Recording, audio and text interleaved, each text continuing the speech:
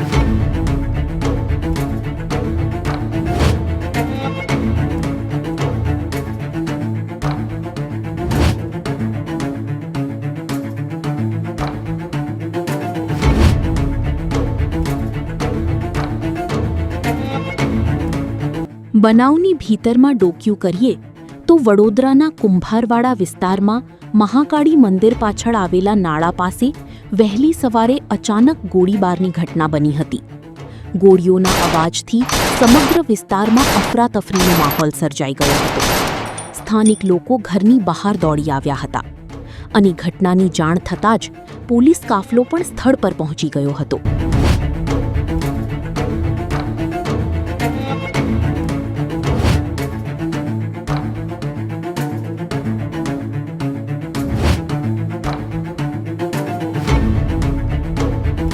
તપાસમાં બહાર આવ્યું છે કે ગોળીઓના નિશાના પર હતો વસીમ. જૂની અંગત દુશ્મનાટ હતી. ગોળીઓથી આ દુશ્મનનો અંત કરવાનો મનસૂબો હુમલાખોરે ઘડી નાખ્યો હતો. વહેલી સવારે વસીમને નિશાન બનાવીને તેના ઉપર એક બે નહીં પરંતુ 4 રાઉન્ડ ગોળીબાર કરવામાં આવ્યો.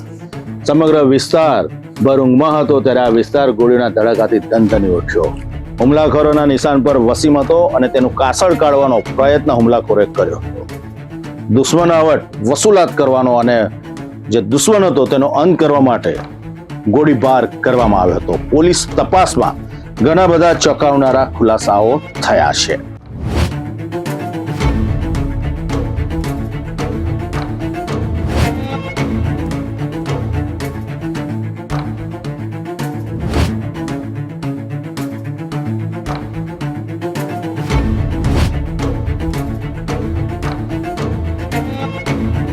ઘટનાને અંજામ આપ્યા બાદ હુમલાખોરો સ્થળ પરથી ફરાર થઈ ગયા હતા.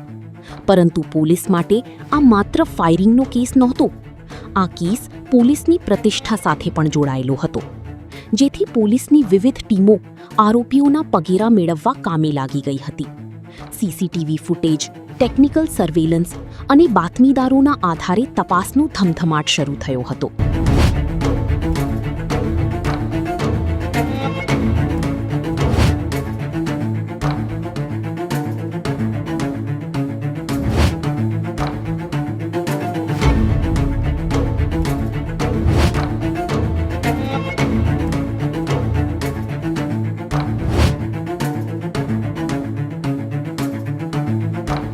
આખરે પોલીસને સફળતા મળી. સુફિયાન અલ્લા ખાનને પોલીસે દબોચી લીધો. તેની સાથે અન્ય આરોપીને પણ ધરપકડ કરી લીધી. પોલીસ તપાસમાં ઘણા બધા ચોંકાવનારા ખુલાસાઓ થયા અને ઘણી બધી બાબતો ઉજાગર થઈ. પોલીસે આરોપીને લઈ જઈને ઘટના સ્થળે રિકન્સ્ટ્રક્શન કર્યું અને ડિસ્કવરીડ પંચનામું કર્યું. પોલીસ હાલમાં કડક હાથે પૂછપરછ શરૂ કરી રહી છે. પરંતુ કાયદો જાહેરમાં હાથ લઈને દહેશત ફેલાવનારા તત્વોને છોડાય નહીં. પોલીસ જબરજસ્ત કાયદાનો પાઠ આવા તત્વોને શીખવાડી રહી છે, જેથી કરીને સંસ્કારી નગરીમાં આવા તત્વો ક્યારે પણ માથું ન ઉચકે.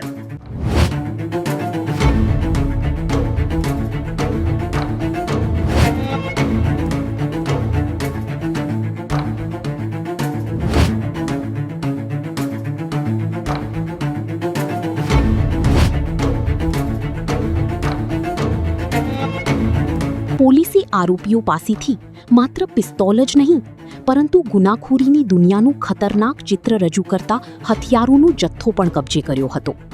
2 પિસ્તોલ, 1 જીવતો કારતૂસ, 2 ફૂટેલા કારતૂસ, 4 તલવાર, 1 નાની તલવાર અને 2 ચપ્પા. આ તમામ હથિયારો પોલીસે કબજે કર્યા છે.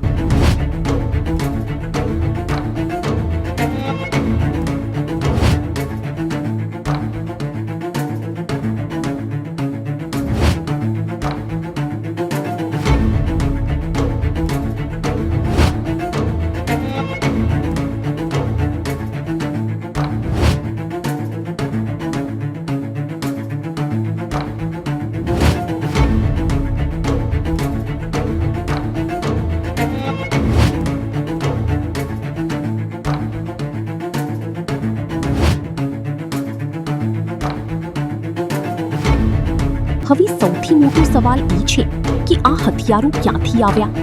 શું આરોપીઓ કોઈ મોટા ગુનાહિત નેટવર્ક સાથે જોડાયેલા છે? વેર, અદાવત, બદલો, આ 3 શબ્દોએ ફરી એક વખત ગુનાખોરીની દુનિયાને વડોદરા સંસ્કારી નગરીમાં ગુનાને અંજામ આપતી ઘટનાને જન્મ આપ્યો.